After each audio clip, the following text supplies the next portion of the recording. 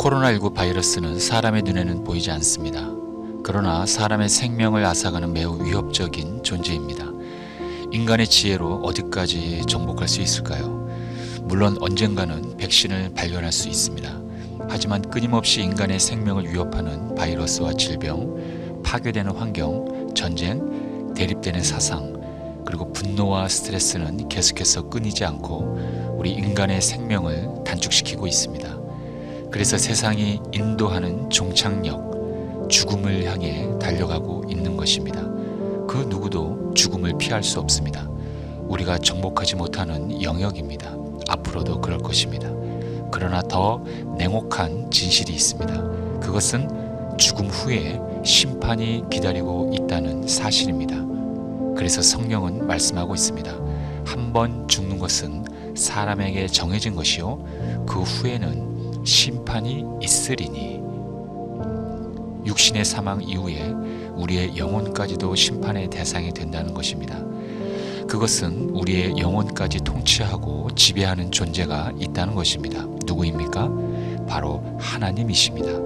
우리가 믿든 안 믿든 누구에게나 적용이 되는 것입니다. 하나님께서는 인간을 당신의 형상대로 창조하셨습니다. 하지만 인간은 하나님의 말씀을 거역하고 죄를 짓게 됩니다. 그래서 하나님께서는 인간에게 죽음의 형벌을 내리시고 인간에게 있었던 하나님의 형상은 파괴되어 버립니다. 하지만 하나님께서는 그러한 인간을 다시 회복시키고자 구원의 계획을 세우십니다. 그 계획이란 하나님의 아들 예수를 이 땅에 보내어 인간이 받아야 할 죽음의 형벌을 예수님에게 전가시키는 것입니다. 즉 십자가에서 죽으심으로 인해 우리 대신 죽음이라는 죄값을 받으신다는 것입니다. 그리고 하나님께서는 이 사실을 믿고 예수님을 구원자로 영접하는 자들에게는 죄를 사해 주시고 다시 하나님의 자녀로 삼아 주신다는 계획입니다. 하지만 예수 그리스도를 나의 구원자로 믿지 않는 불신자들에게는 돌이킬 수 없는 심판이 시작되는 것입니다. 그 고통이란 인간의 언어로 표현할 수 없는 고통이며 다시 돌이킬 수 없는 것입니다. 하나님께서는 우리에게 기회를 충분히 주십니다. 하지만 죽음 이후에는 기회가 아닌 심판이 기다리고 있는 것입니다. 이렇게 하나님께서는 우리의 육체와 영혼을 모두 통치하시고 다스리십니다. 그래서 우리가 정말 두려워해야 할 대상은 하나님이십니다. 권세라는 것은 눈에는 보이지 않지만 결국 눈에 보여지는 것입니다. 권세를 가진 사람들에 의해서 우리의 삶의 질이 결정되고 나라의 운명도 결정됩니다. 그래서 많은 사람들은 권세를 가진 자들로부터 보호를 받고 이득을 얻기 위해 불법을 저지르거나 아부를 하며 그들을 두려워합니다. 그러나 예수님께서는 분명히 말씀하십니다. 우리의 육신을 움직이는 자들을 두려워하는 것이 아니라 우리의 영혼까지 움직이고 통치하시는 하나님을 두려워해야 한다고 말씀하시는 겁니다. 누가복음 12장 5절에 보면 마땅히 두려워할 자를 내가 너희에게 보이리니 곧 죽인 후에 또한 지옥에 던져넣는 권세 있는 그를 두려워하라. 내가 참으로 너희에게 이르노니 그를 두려워하라. 이렇게 말씀하고 있습니다. 우리의 육신은 결국 병으로 또는 사고로 또는 자연사로 죽게 되어 있습니다. 이와 같이 눈에 보이는 육체는 사람이나 또는 환경에 따라서 죽을 수밖에 없습니다. 그러나 그 누구도 영혼에는 손을 댈 수가 없습니다. 우리의 영혼에 손댈 수 있는 권세를 가진 분은 오직 한 분, 하나님밖에 없습니다. 하나님 앞에서는 그 어떤 것도 숨길 수 없고 아무리 은밀히 감추어도 만천하에 밝히 공개되며 심판날 하나님의 공의로 심판하실 것입니다. 그러므로 우리는 이러한 사실을 깨닫고 하나님을 두려워해야 합니다. 그런데 대부분의 사람들은 사람이 가진 권력을 두려워하고 눈에 보이지 않는 하나님의 공의는 두려워하지 않습니다. 하지만 성경은 분명히 경고하고 있습니다.